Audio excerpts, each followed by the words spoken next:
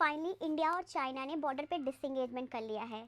2020 के बाद से ही, यानी गलवान इशूज़ के बाद से ही दोनों कंट्री की जो फोर्सेस थी वो स्टैंड बाय मोड पे थी LAC पे, यानी कि लद्दाख में।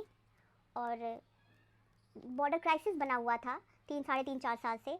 तो अभी दोनों कंट्री ने, यानी चाइना और इंडिया ने सहमति बना ली है कि दोनों अपनी फोर्सेस को 2020 के पहले की स्थिति में वापस ले जाएंगी। यानी अब दोनों की जो फोर्सेस हैं वो LAC यानी लाइन ऑफ एक्चुअल कंट्रोल, जो कि चाइना और इंडिया का अनऑफिशियल बॉर्डर है, वहाँ पे अब पेट्रोलिंग करेंगी।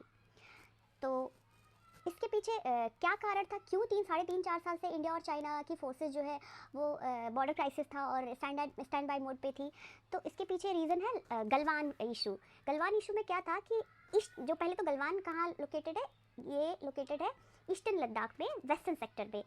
तो इंडिया एक रोड कंस्ट्रक्ट कर रहा था अपनी जो है कम्युनिकेशन लाइन को, जो कम्युनिकेशन चैनल होता है और जो इन्फोर्समेंट या सप्लाई को इन्फोर्स करने के लिए एक रोड बना रहा था। जो रोड जो है दौलत बेग ओल्डी से होके दौलत बेग ओल्डी से स्टार्ट होती थी और ये गलवान जो वैली था वहाँ से भी गुजरती थी।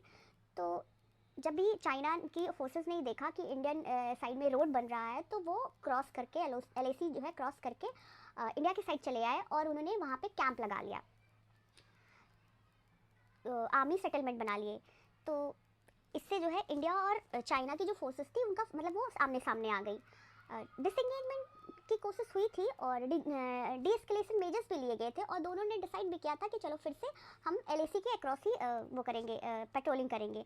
लेकिन कुछ दिनों बाद जब कर्नल संतोष बाबू अपने 50 सोल्जर्स के साथ जो है आर्मी पेट्रोलिंग कर रहे थे, तो उन्होंने देखा कि चाइना की जो फोर्सेस थी वो तो वहीं पे है, सेटलमेंट उनका वहीं पे है, आर्मी कैंप चल रहा है उनका।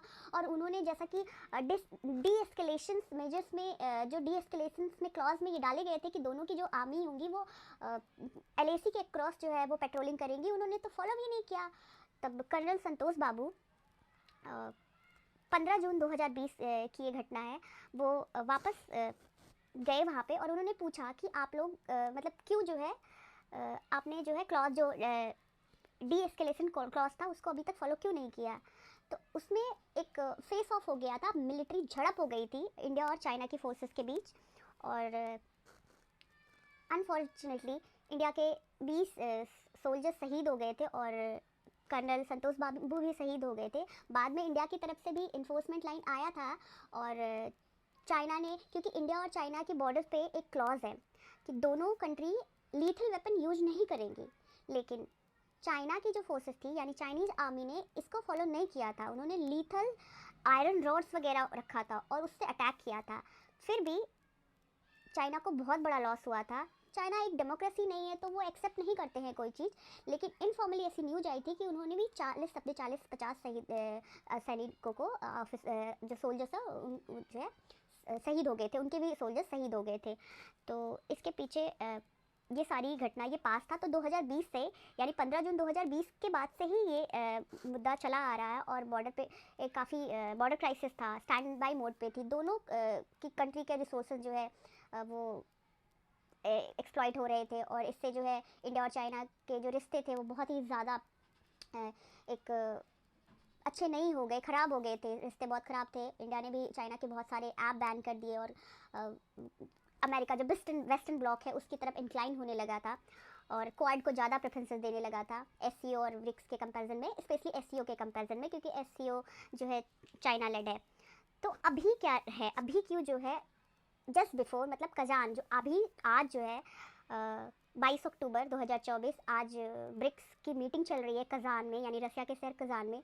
तो अभी मतलब कजान यानी ब्रिक्स की समिट के पहले ही ये इशूज़ क्यों सॉल्व हो गए, क्यों जो है इतना स्मूथ सॉल्व हुआ, इसके पहले क्यों नहीं हुआ। तो उसमें भी रीज़न है, द वाई पार्ट में आएगा सबसे बड़ा रशिया। रशिया इस साल ब्रिक्स की मीटिंग होस्ट कर रहा है और वो चाहता था कि एक मोदी जी, सी जिनपिंग और पुतिन तीनों की एक फ़ोटो निकल के आए, तीनों उस मीटिंग में पार्टिसिपेट करें, तो तीनों एक स्टेज शेयर करें, जिससे एक वेस्टर्न ब्लॉक को एक बहुत बड़ा मैसेज जाता है कि आप G7 वर्सेस ब्रिक्स। और जैसे वेस्टर्न ब्लॉक्स हैं वो वेस्टर्न जो कंट्रीज़ हैं, अमेरिका लेड जो वेस्टर्न कंट्रीज़ हैं वो रसिया को बायकॉट कर रही हैं, हर जगह से उन्होंने बैन कर रखा है, इतने सारे सैंक्शन एम्बार्गो लगा रखा है। तो यूक्रेन वॉर की वजह से तो आइसोलेट करने की कोशिश कर रहे हैं। तो इससे जब मोदी जी और सी जिनपिंग और पुतिन तीनों एक स्टेज शेयर करेंगे और इंडिया और चाइना दोनों की जो है हेड ऑफ द स्टेट एक बॉर्डर शेयर करेंगे, तो इससे बहुत ही वेटेज बढ़ जाता है। रसिया की क्रेडिबिलिटी को एक बहुत ही बड़ा वेटेज और बूस्ट मिल जाता है कि वो एक पिक्चर्स आएगी निकल के। वहाँ पे ये होगा कि हाँ देखो, आप हमें आइसोलेट करना चाहते थे लेकिन हम आइसोलेट नहीं हुए हैं। हमारी मतलब एक होता नहीं जियो पॉलिटिक्स, और जो एक स्ट्रेंथन मिलेगा उनको। तो और चाइना ने क्यों डिसंगेज कर लिया? चाइना क्योंकि बहुत ही ज़्यादा एग्रेसिव खेल रहा था, तो अभी क्यों डिसंगेजमेंट करना ठीक समझा? तो उसके पीछे एक रीज़न है कि चाइना अभी डायरेक्ट फाइट, क्योंकि इंडिया उसकी प्रायोरिटी नहीं है डायरेक्ट फाइट में, फर्स्ट थिंग। सेकंड, फिर उसकी फर्स्ट प्रायोरिटी है ताइवान। अगर पहला अगर चाइना किसी से भी वॉर में अगर जाएगा तो सबसे पहले वो ताइवान में जाएगा। और उसको एक अपॉर्चुनिटी, थोड़ी सी ग्लिम्स दिख रही है कि अभी यूएसए यानी USA United state of America अभी वो बिजी है यूक्रेन और रसिया यहाँ सॉरी इसराइल में, तो उसके रिसोर्सेज बहुत ज़्यादा स्ट्रेच है। तो अगर उसे हाइपोथेटिकली अगर उसे कुछ भी वॉर में जाना होगा, इन्वॉल्व होना होगा, तो वो ताइवान के साथ ही उलझेगा। इंडिया उसकी प्रायोरिटी नहीं होगी। सेकेंड थिंग, इंडिया बहुत बड़ी मार्केट है। इंडिया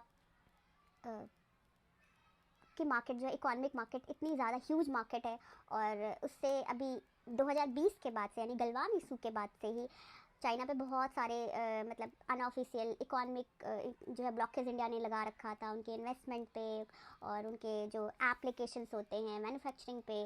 तो हालांकि तब भी इंडिया और चाइना का जो ट्रेड है, बायलैटरल ट्रेड है, उसमें चाइना इंडिया क्राइसिस में है, चाइना सरप्लस पे है। 100 आई थिंक 100 बिलियन का 105 बिलियन से ज़्यादा का ही ट्रेड डेफिसिट है इंडिया का चाइना के साथ। तो लेकिन और ज़्यादा जो इकोनॉमिक अपॉर्चुनिटीज़ हैं वो उसको मार्केट चाहिए और एक बिज़नेस जो है एक स्ट्रेंथन करना है। सेकेंड थिंग, चाइना में खुद में इंटरनली डोमेस्टिकली चाइना में इशू चल रहे हैं। चाइना में इशू चल रहा है कि उनके यहाँ हाउसिंग क्राइसिस चल रही है, उनके यहाँ इकोनॉमिक जो है स्लो डाउन चल रहा है और उनकी ग्रोथ कम हो गई है, पॉपुलेशन क्राइसिस चल रहा है। तो जो एक लेवरेज था उसको पॉपुलेशन का, वो अभी नहीं है उनके पास। तो इससे जो है उनको भी एक बैक ऑफ करने का और एक होता है कि एक सहमति बनाने का एक प्रबल मतलब एक अपॉर्चुनिटी मिली कि हाँ इस तरह से वो अपने कार्ड प्ले कर सकते हैं। अदरवाइज़ कोई भी फ्रेंड्स नहीं होता है, जियो पॉलिटिक्स में कोई भी दुश्मन नहीं होता है, ओनली इंटरेस्ट मैटर, और इंटरेस्ट ही मैटर करता है।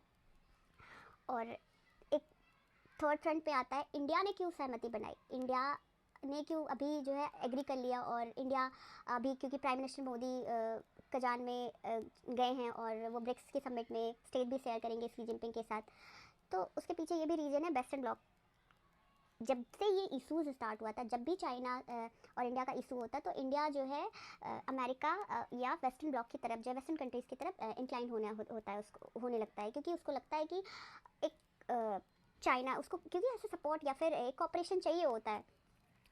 तो लेकिन हाल ही में जो खालिस्तान इशू चला और कनाडा ने जिस तरह से इंडिया पे बहुत सारे एलिगेशन लगा दिए बिना किसी सबूत के, कोई भी एविडेंसेस नहीं था, और इन्होंने ग्लोबल प्लेटफॉर्म पे बोल दिया कि इंडिया जो है हमारी कंट्री में इलेक्शन इंटरफेयर कर रहा है और कनेडियन सिटीजन को इलीगली जो है वो असैसिनेट करवा रहा, और इनके हेड ऑफ द जो भी ऑफिशियल्स है, गवर्नमेंट ऑफिशियल, इनके डिप्लोमेट भी जो है डिप्लोमेट को भी इन्वॉल्व हैं इन सब चीज़ों में। इससे चाइना और स्पेशली G7 और फाइव आई नेशंस से इंडिया के जो रिश्ते हैं वो अभी डाउनग्रेड हो गए हैं, स्पेशली कनाडा से।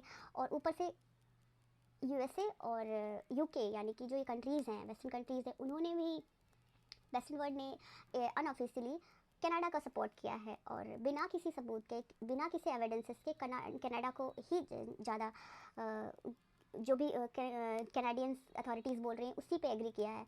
और अभी रिसेंटली जो है अमेरिका ने भी एलिगेशंस लगाए हैं कि ये एलीज्ड अमेरिकन सिटीजन जो हैं, जो कि पन्नू वो खालिस्तानी टेररिस्ट है, उसको इंडिया ने मरवाने की कोशिश की है, और जो कि वो NIA की लिस्ट में वांटेड है, इंटरपोल की लिस्ट में वांटेड है, फिर भी जो है उनका जो इनोसेंट सिविलियन है अमेरिकन सिटीजन उसको इंडिया ने मरवाने की कोशिश की है। तो इन सब चीज़ों से इंडिया और ने अपने जो ऑफिस डिप्लोमेट थे उनको जो हाई कमीशन था उनको रिकॉल कर लिया है। दोनों